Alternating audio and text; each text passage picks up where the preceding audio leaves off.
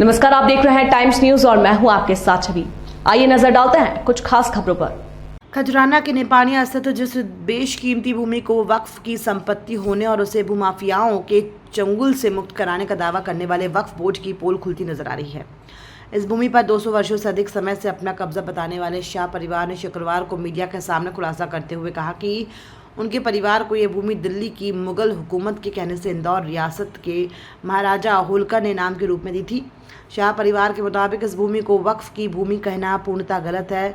1771 ईस्वी में होलकर सियासत में दिल्ली के मुगल बादशाह के हुक्म पर शाह परिवार को 50 बीघा भूमि दी गई थी, जिसमें यह भूमि भी शामिल है। 1930 में होलकर रियासत ने एक बार पुनः परिवार के पक्ष में सनद बनाकर दी।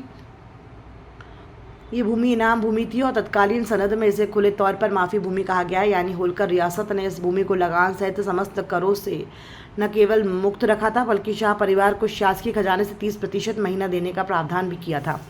शासकीय मिसालबंदी और खसरा खतौनी में भी शाह परिवार का नाम आज तक इंदराज है।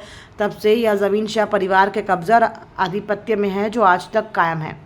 शाह परिवार के हाजी मोहम्मद हुसैन शाह और शाहिद शाह ने पत्रकारों से चर्चा करते हुए बताया कि 1771 ईस्वी से इस ज़मीन पर शाह परिवार का निर्विवाद कब्ज और आधिपत्य है। ये जो ज़मीन है हमको मुग़ल बादशाह ने 253 साल पहले इनाम में दी थी, जिसके सारे प्रमाण हमारे पास मौजूद है।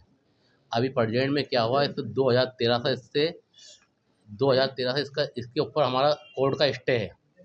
कोर्ट के स्टे होने के बावजूद वक्फ बोर्ड ने ये ज़मीन नीलामी में निकाल दी। विवाद वहीं से चालू हुआ कि जब कोर्ट में स्टे है, उसके बाद में ये नीलामी कैसे निकाल सकते हैं। उसका आवेदन मैंने कलेक्टर महोदय को भी दिया है। उसके बाद में जब जिसको ये रसीद काटी गई है, सोहेल नामक व्यक्ति को, वो बार बार अलग अलग तरीक़ों से मेरे पास आने लगा ज़मीन पर कब्जा करने के लिए, लेन देन करने के लिए। इसमें बीच में रेहान शेख और साजिद आयल भी आए सौदा करने के लिए कि आप 35 लाख 40 लाख रुपए लेके आप ज़मीन छोड़ दो।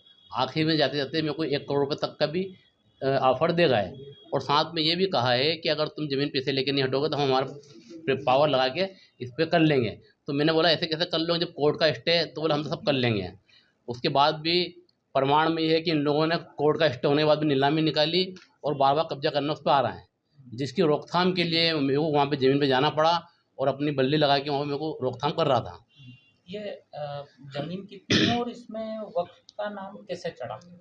इसका वक्फ का तो काम ही है गलती से अपना नाम चढ़ा देना और विवाद पैदा कर देना। मतलब गलत सर्वे हुआ, इस कारण इसका नाम आ गया था। कोई करता धरता होगा जिसको जमीन में इंटरेस्ट होगा, वक्फ बोर्ड में कोई सदस्य होगा, उसका कोई नाम या उसका कोई व्यक्तिगत हित। ये तो वक्फ बोर्ड जितने भी लोग बैठते हैं ना पद पे, उनका काम यही है। ये 45,000 स्क्वायर फीट जमीन है और आज ये कोकिलाबेन हॉस्पिटल के सामने है, एडवांस एकेडमी के पास में। आज वर्तमान में इसकी कीमत 100 करोड़ के आसपास है।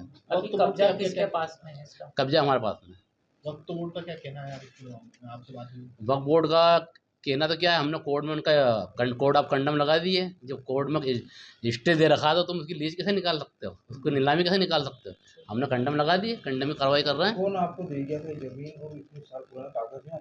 बिल्कुल, ये सारे प्रमाण रखे हुए हैं। ये फारसी में सनद का ये फारसी में है। इसका अनुवाद भी कोर्ट द्वारा करा गया मोती मस्जिद में भोपाल की, और सारे कागज है। हमारे पूरे वंशावली बनी हुई है। आज 9वीं पीढ़ी हमारी चल रही है।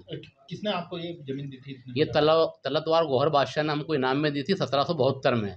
उसका इतिहास की कापी भी हम आपको दे देंगे कि वो वास्तव टाइम पे हुआ था या नहीं हुआ था। आपका नाम? मेरा नाम शाहिद शाह, खजराना, इंदौर। टाइम न्यूज़ देखिए अब आपके मोबाइल और स्मार्ट टीवी पर।